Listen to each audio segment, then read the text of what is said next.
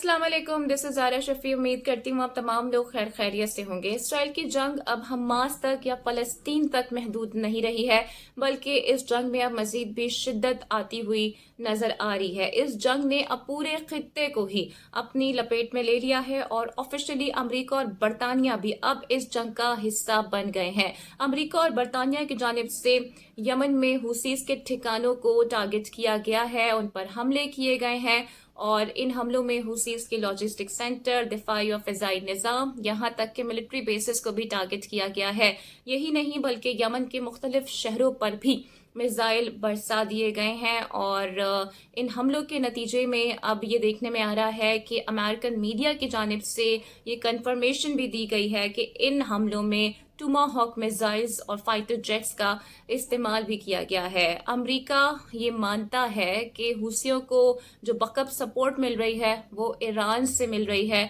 और इसी को मद्देनजर रखते हुए उनकी जानिब से यमन की दारुल हुकूमत सना समेत मगरबी जो यमन है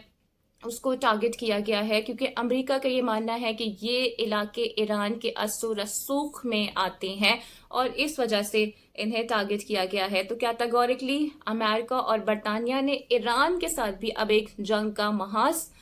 खोल लिया है, जो कि बहुत ही अब खौफनाक सूरत हाल इख्तियार करता हुआ हमें ये सारा मामला नजर आ रहा है। इसके अलावा जो बाइडेन की जानिब से भी अब स्टेटमेंट मंजर आम पर आ गया है और उन्होंने भी कंफर्मेशन की है इन हमलों की और ये कहा है कि इन हमलों में उन्हें ऑस्ट्रेलिया, हॉलैंड, बहरीन और दीगर ममालिक की सपोर्ट भी शामिल है। जबकि उनकी जानिब से ये भी कहा गया है कि ये हमले यमनी फौज के बार बार इसराइली और अमेरिकन शिप्स को रेड सी में टारगेट किए जाने के रिस्पॉन्स के तौर पर किए गए हैं। जबकि अमेरिका ने यह भी मुतनब्बे कर दिया है, वार्निंग दे दी है कि ऐसे किसी भी हमलों को बर्दाश्त नहीं किया जाएगा और अगर रेड सी में उनकी ट्रेड को मुतासर करने की कोशिश की गई तो फिर दोबारा भी ऐसे हमले हो सकते हैं और अमेरिका इससे नहीं हिचकिचाएगा। लेकिन मामला अब इतना सिंपल नहीं रहा है अमेरिका के लिए और बरतानिया के लिए। यमनी हूती लीडर अब्दुल मालिक अल हूती ने भी ऐलान जंग कर दिया है। उनका कहना है कि हम बिल्कुल भी हेजिटेट नहीं करेंगे, बल्कि हमारी कैपेसिटी में जो कुछ भी होगा अब हम कर गुजरेंगे। उन्होंने कहा है कि अमेरिकी एग्रेशन के आगे हम घुटने टेकने को अब बिल्कुल भी तैयार नहीं है और हालिया हमलों के बाद अमेरिका बरतानिया ये देखेंगे कि रेड सी में अब उनके साथ होने क्या वाला है। रिसेंट हम ये देख रहे हैं कि रद्द-ए-अमल के तौर पर यमनी हुसीस की जानिब से अभी कुछ ही घंटे पहले दोबारा से एक अमेरिकन नेवी शिप को रेड सी में टारगेट किया गया है, जबकि हुसीस की जानिब से ये भी वाज़ेह कर दिया गया है कि वो अब तक रेड सी में इसराइली और अमेरिकन शिप पर 24 से ज़ायद ड्रोन्स और मिसाइल अटैक्स कर चुके हैं। जबकि दोबारा से उन्होंने ये अलल ऐलान कह दिया है कि उस वक्त तक इसराइली और इसराइल से मंसूब हर शिप को रेड सी में टारगेट किया जाएगा जब तक इसराइल गजा में अपना नाजायज कब्जा खत्म नहीं कर देता है। हालिया हमलों से मुतालिक भी उनका ये कहना है कि इसके कॉन्सिक्वेंसेस अब जरूर सामने आएंगे अमेरिका और बरतानिया के और इन हमलों की कीमत अब उन्हें अदा करनी पड़ेगी, उन्हें ऐसे भागने नहीं दिया जाएगा। तो इस स्टेटमेंट के बाद अब लग ये रहा है कि अमेरिका बरतानिया के लिए भी एक नया फ्रंट खुल गया है और हम ये देख रहे थे कि काफ़ी दिनों से इसराइल प्रेशराइज कर रहा था अमेरिका को कि यमन को टारगेट किया जाए, ईरान को टारगेट किया जाए और आज अमेरिका की जानिब से यमन पे न सिर्फ टारगेट किया गया बल्कि यमन को हेल्प कौन प्रोवाइड कर रहा है इसका इल्ज़ाम भी उन्होंने ईरान पर अब लगा दिया है। तो सूरत हाल काफ़ी ज़्यादा गंभीर होती हुई हमें नज़र आ रही है और हम ये देखें तो इस अटैक की जो टाइमिंग है वो बहुत ज़्यादा मैटर करती है। ये अटैक्स तब किए गए हैं, ये हमले तब किए गए हैं जब इंटरनेशनल कोर्ट ऑफ जस्टिस में इसराइल को सुबकी का सामना है और बड़ी ही काबिल सताइश तरीके से साउथ अफ्रीका की वकला ने दलाइल पेश किए हैं इंटरनेशनल क्रिमिनल कोर्ट के सामने और दुनिया के सामने इसराइल का मकरूज चेहरा भी उन्होंने बेनकाब करके रख दिया है। यही नहीं बल्कि साउथ अफ्रीका की वकला की जानिब से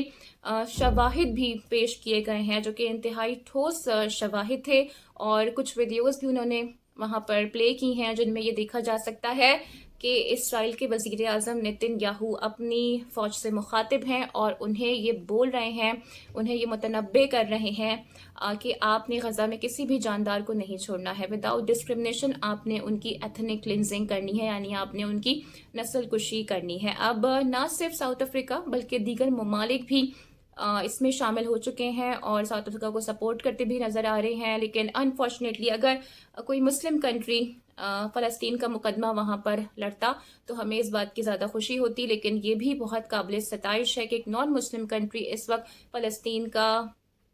کیس لڑتے ہوئے ہمیں نظر آ رہے ہیں اور بہت حد تک انہیں کامیابی بھی اس میں حاصل ہو چکی ہے. گو کہ آج انٹرنیشنل کورٹ آف جسٹس اسرائیل کو سنے گا، لیکن اسرائیل کے پاس کسی قسم کے کوئی ٹھوس شواہد موجود نہیں ہے کہ وہ یہ پروف کر سکے کہ وہ کسی طور پر بھی انوسنٹ ہیں، کیونکہ اب یہ پوری دنیا ہی جان چکی ہے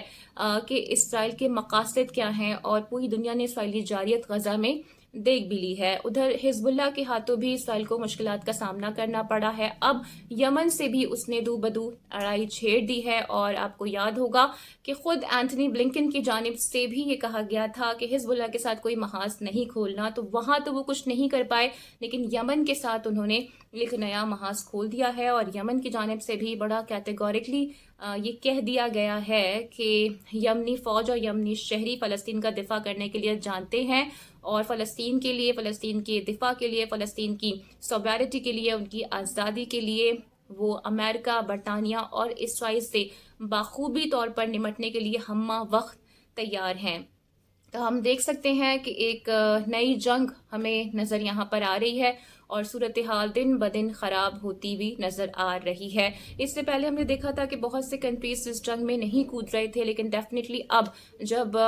یو کے بھی اس میں شامل ہو گیا ہے اور امریکہ بھی اس میں کود کر آ گیا ہے، تو اب دیگر ممالک بھی اس جنگ کا حصہ بننے والے ہیں اور یہ جنگ ایک خوفناک صورتحال، ایک خوفناک شکل اختیار کرنے والی ہے. اب تک کے لیے اتنا ہی. امید کرتی ہوں کہ آج کی ویڈیو آپ کو پسند آئی ہوگی. Don't forget to like and subscribe my channel. Video کو شیئر اور لائک آپ نے لازمی کرنا ہے. اور میں بارہا آپ سے کہتی ہوں کہ جتنے بھی لوگ مجھ سمیت فلسطین سے متعلق کانٹینٹ بنا رہے ہیں، پلیز ان کو سپورٹ کریں، ان کی ویڈیوز کو شیئر کریں، لائک کریں، چینل کو سبسکرائب کریں، تاکہ اسرائیل کو اس پروپیگنڈا وار میں ہم شکست سے دو چار کر سکیں اور دنیا کے سامنے اسرائیل کا مکروہ چہرہ بھی بے نقاب ہو سکے. اگلی ویڈیو میں پھر آپ سے ملاقات ہوتی ہے. اپنا بہت خیال رکھیے گا. Take care. اللہ حافظ.